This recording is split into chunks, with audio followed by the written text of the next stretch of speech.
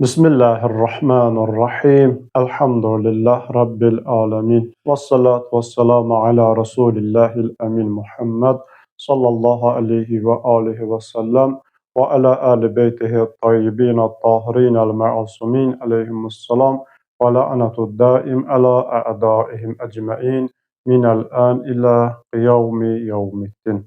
İnşallah bugündən Quran elmləri mövzusuna başlayarıq. Allah hər birimizi bu işdə, bizləri bu elmi çatdırmaqda, sizləri bu elmi öyrənməkdə müvəffəq eləsin. Ümumiyyətlə, birinci mövzu olaraq bugün Quran haqqında xülasə ümumi bir məlumat vermək istəyirəm.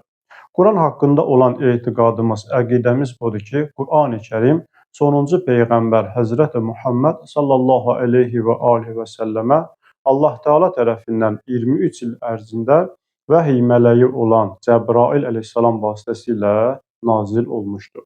Quranın nazil olma hədəfinə gəlincə, məqsədinə gəlincə, Quranın hədəflərindən biri budur ki, insanları bütpərəstlikdən, şirkdən tək Allahlığa dəvət etmək.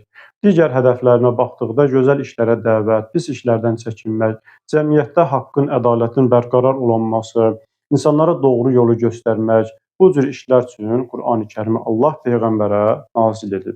Yəni, cəmiyyəti nizamlamaq üçün, cəmiyyətdə nizam-intizam qaydalarının bərpa olunması üçün Allah Qur'an-ı Peyğəmbərə nazil etmişdir. Qur'anın nazil olma tarixinə gəldikdə isə, milad tarixi ilə 610-cu ildə Rəcəb ayının 27-sinə təsadüf edir və bugün məhz sonuncu Peyğəmbərin də Peyğəmbərliyinin başlandığı gündür. İslam tarixində bu günə Məb'əs günü, Be'sət günü də adlandırırlar. Yəni, Peyğəmbərin Peyğəmbərliyə başladığı gün. Məhz Qur'an-ı Kərimin ilk nazil olan 5 ayəsi, yəni Ələq surəsinin 1-ci, 5-ci ayələri də Rəcəb ayının 27-si Peyğəmbərə Hira mağarasında nazil olmuşdur. Qur'an-ı Kərim 114 surədən ibarətdir və hər bir surə də surənin əhatə etdiyi bəzi mövzular ki var, yəni surədə yer alan o mövzu ki var, hadisə ki var, onunla əlaqəlidir. Məsələn, Bəqərə surəsini misal vurmaq olar. Bəqərə surəsinin Bəqərə adlandırılması Həzrəti Musa əleyhissalamın dövründə baş verən bir hadisə ilə bağlıdır ki, Bəqərə surəsində o geniş yer almaqdadır.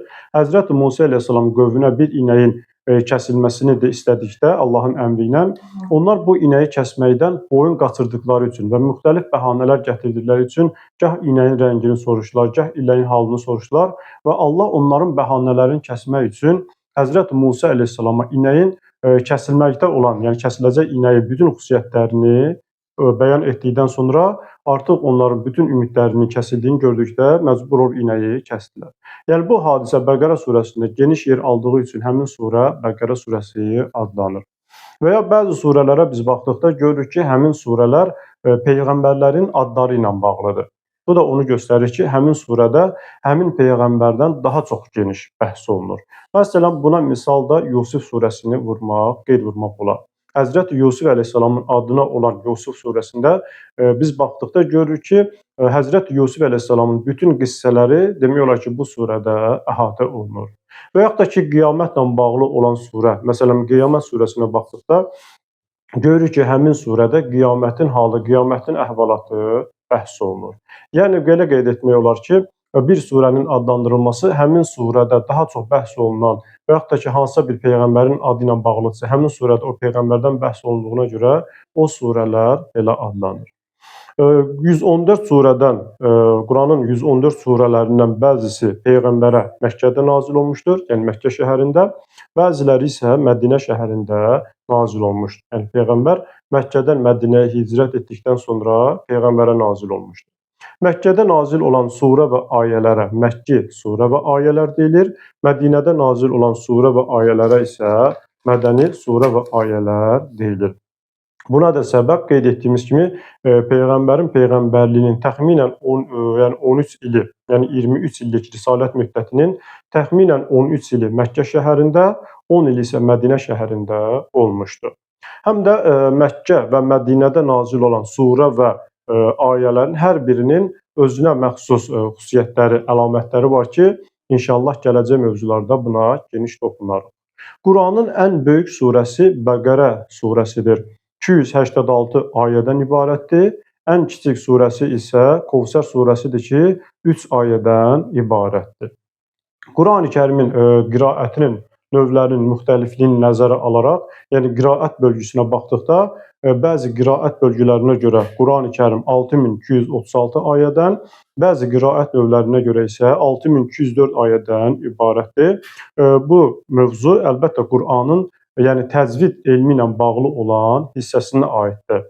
Və Qurani-Kərim bərabər olaraq 30 cüzdən, cüz yəni hissə, bərabər olaraq 30 hissədən ibarətdir. Əlbəttə, bu da təcvid elminin mövzularındandır. Qurani-Kərim eyni zamanda sonuncu Peyğəmbər Həzrəti Muhammed sallallahu aleyhi və alihi və səlləmin Peyğəmbərliyinin təsdiqi və Peyğəmbərin əbədi möcüzələrindən hesab olunur. Ki, Peyğəmbərin Peyğəmbərliyini təsdiq etmək üçün bir neçə yolları var. Onlardan da biri mütləqdir ki, Peyğəmbər möcüzə göstərsin. Möcüzə də ona deyirlər ki, qarşı tərəfin edə bilməyəcəyi bir əməl. Əgər qarşı tərəf də onu edə bilərsə, o zaman bu möcüzə sayılmaz və həmin şəxsin də Peyğəmbərliyi sabit olmaz. Ona görə Qurani-Kərim sonuncu Peyğəmbərin həm Peyğəmbərliyinin təsdiqi, eyni zamanda da sonuncu Peyğəmbərin əbədi möcüzəsi adlanır.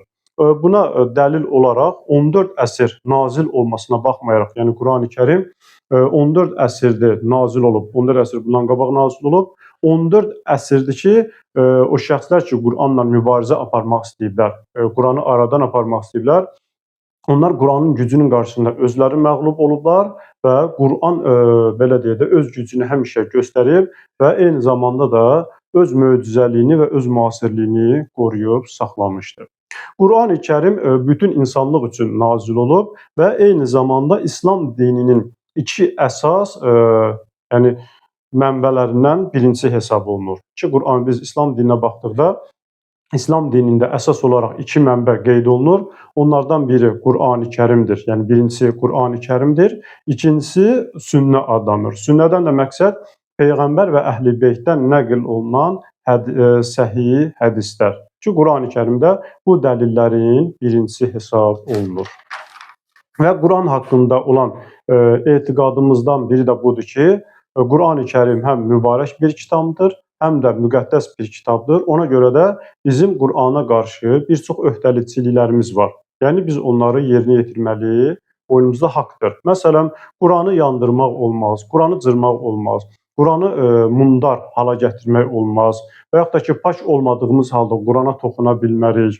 Ümumiyyətlə, belə deyək, bu məsələni, bu cümləni elə bir cümlə ilə ifadə edək ki, hər bir halda Qur'ana qarşı sayılan hörmətsizlik yerinə yetirmək özü icazəli deyil və bu Qur'ana qarşı olan vəzifəmizi düzgün yerinə yetirmiş olmalıyıq. Məsələn, bir şəxs Qur'anı cırarsa, ya Qur'anı hörmətsizlik edərsə, bir yerdən götürüb başqa yerə atarsa, hər bir halda Qur'ana qarşı olan hörmətsizlik bu caiz olan, yəni icazəli olan əməllərdən deyil. Xülasə olaraq Qur'an haqqında bir neçə mətləbi, bir neçə mövzuya toxunduq. İnşallah növbəti videolarda Qur'an elmlərini əhatə edən mövzulara çalışaraq ki, bir aydınlıq gətirək. Allah bu işdə hər birimizi müvəffəq eləsin.